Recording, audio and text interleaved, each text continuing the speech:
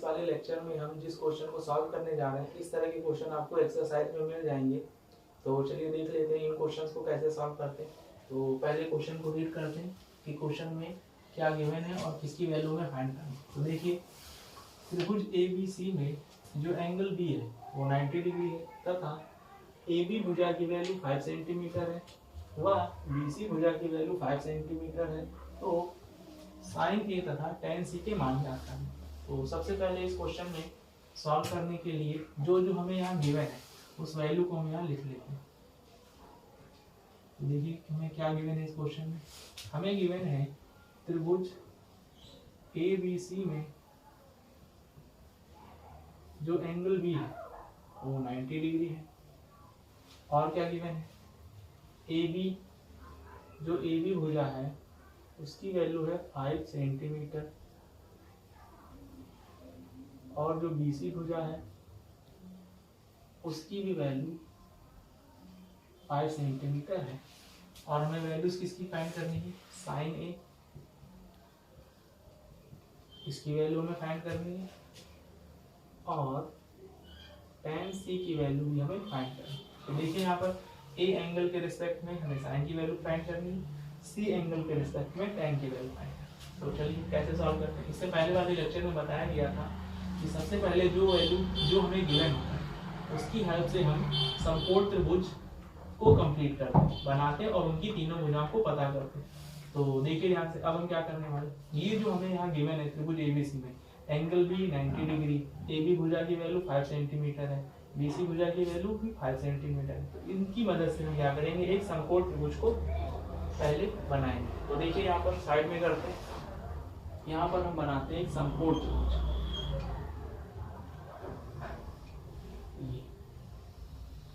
ये हमारा एक समकोण त्रिभुज हो गया और ये वाला जो एंगल है ये 90 डिग्री है। अब देखिए इन्होंने क्या बताया, त्रिभुज ABC में, तो हमें नाम क्या लेना है ABC, और जो उसमें B वाला एंगल है वो 90 डिग्री। तो B को पहले हमने फिक्स कर दिया, ठीक। अब यहाँ पर हम नाम दे देते हैं, इसका नाम हमने दे दिया A B और ये हो जाएगा C। तो देखिए त्रिभुज ABC जो कि हमारा एक समकोण त्रिभुज। अब इन्होंने वैल्यू दे रखी, जो AB भुजा है उसकी वैल्यू 5 सेंटीमीटर, तो इसकी वैल्यू हो जाएगी 5 सेंटीमीटर, और जो BC भुजा है वो भी 5 सेंटीमीटर, तो ये भी 5 सेंटीमीटर। तो आप देखेंगे हमें पहले इस AC भुजा की वैल्यू को पता करना होगा, तभी हम साइन A और tan C की वैल्यू को पता कर पाएंगे। तो चलिए सबसे पहला हमारा काम है कि समकोण त्रिभुज ABC में AC भुजा को पता करना। तो इसके लिए आपको एक थ्योरम पढ़ाई गई थी जिसको हिंदी में कहते हैं पाइथागोरस प्रमेय, उसी को हम यहाँ पर यूज करेंगे और उसकी मदद से हम AC भुजा की वैल्यू को पता करेंगे। तो चलिए पहले लिखते हैं यहाँ पर, वी नो दैट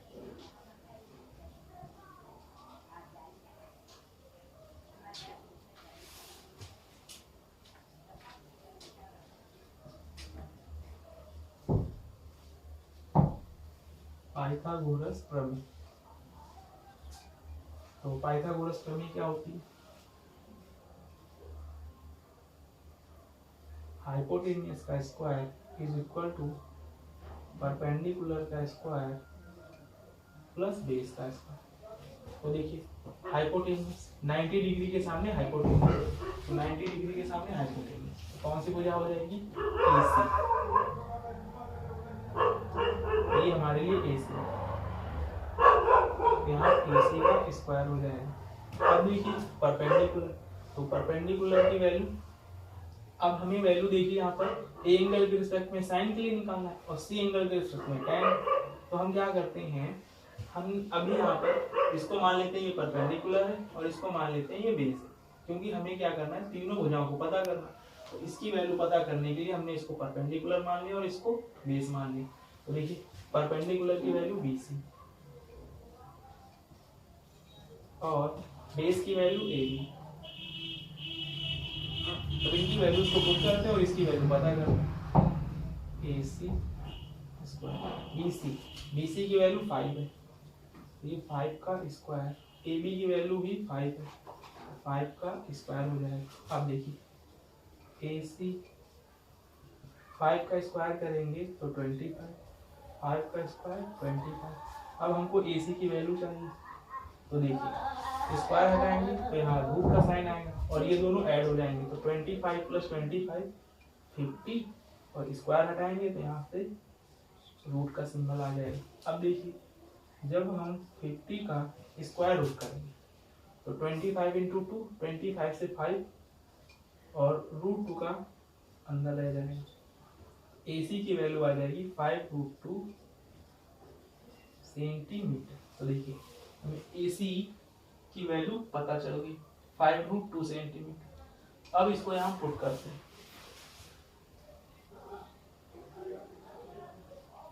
5√2 सेंटीमीटर।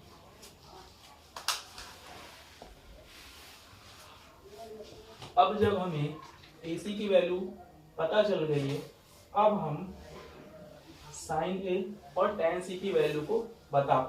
तो देखिए सबसे पहले अब sin A को लेते हैं। सो sin A, अब हमें A एंगल के रिस्पेक्ट में sin की वैल्यू चाहिए, ठीक है। तो अब देखिए A एंगल के रिस्पेक्ट मतलब इस A एंगल के रिस्पेक्ट में हमें sin की वैल्यू चाहिए। तो आपको पता है जब हम इस A एंगल के रिस्पेक्ट में sin की वैल्यू को पता करेंगे तो ये हमारी होगी संलग्न भुजा जो काम करेगी बेस का, और ये सम्मुख भुजा होगी ये काम करेगी परपेंडिकुलर का। और ये मैंने बताया था पहले वाले लेक्चर में भी, इससे पहले के, कि 90 डिग्री के सामने हाइपोटेनियस होती, तो ये हाइपोटेनियस होगी। ए एंगल के रिस्पेक्ट में अगर हम साइन की वैल्यू निकालेंगे तो ये बेस होगी और ये परपेंडिकुलर होगी और ये हाइपोटेनियस होगी। तो देखिए ट्रिक भी बताई गई थी, क्या थी, P B P upon H H B, ये ट्रिक थी।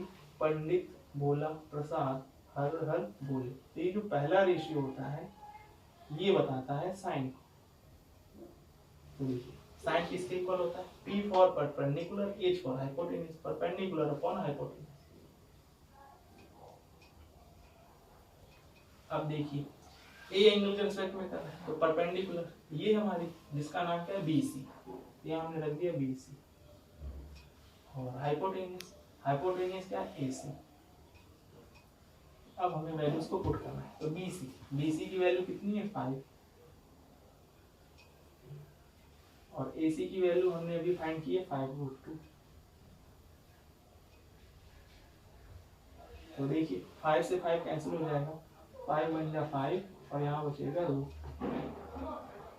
ये आ गई साइन A की वैल्यू 1/√2। अब ऐसे ही एंड अब हमें tan C की वैल्यू पता करनी, तो हमने लिखा tan C। अब हमें C एंगल के रिस्पेक्ट में चाहिए tan की वैल्यू, किस C एंगल।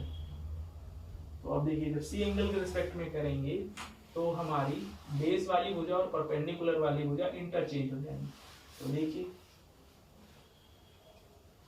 जब हम C एंगल के रिस्पेक्ट में करेंगे ये हमारे लिए बेस हो जाएगी और ये हमारे लिए परपेंडिकुलर हो जाएगी। और देखिए अब tan, आपको बताया इस ट्रिक में जो लास्ट वाला जो सर्किल होता है ये tan को रिप्रेजेंट करता है। तो tan P for perpendicular, B for base, tan is equal to होता है परपेंडिकुलर अपॉन बेस, तो हमने लिखा है यहाँ पर परपेंडिकुलर अपॉन बेस। अब देखिए इस त्रिभुज में जो परपेंडिकुलर C एंगल के रिस्पेक्ट में परपेंडिकुलर ये, इसका नाम क्या है AB, और B फॉर बेस, बेस क्या है BC। अब वैल्यूज को पुट करते हैं, AB की वैल्यू 5 है, BC की वैल्यू भी 5 है, तो 5 से 5 कैंसिल हो जाएगा तो हमें मिलेगा 1 और ये हमारा हो गया tan C का मान। तो हमें sin A की वैल्यू पता करनी थी, उसकी वैल्यू आई 1/√2, tan C की वैल्यू पता करनी थी, उसकी वैल्यू आई है 1। तो ये हमारे हो गए आंसर। तो ये वाला क्वेश्चन आप लोगों को समझ में आ गया। तो इस वाले लेक्चर में बस इतना ही रखते हैं, अब इसके आगे का नेक्स्ट लेक्चर में नया क्वेश्चन सॉल्व करेंगे। धन्यवाद।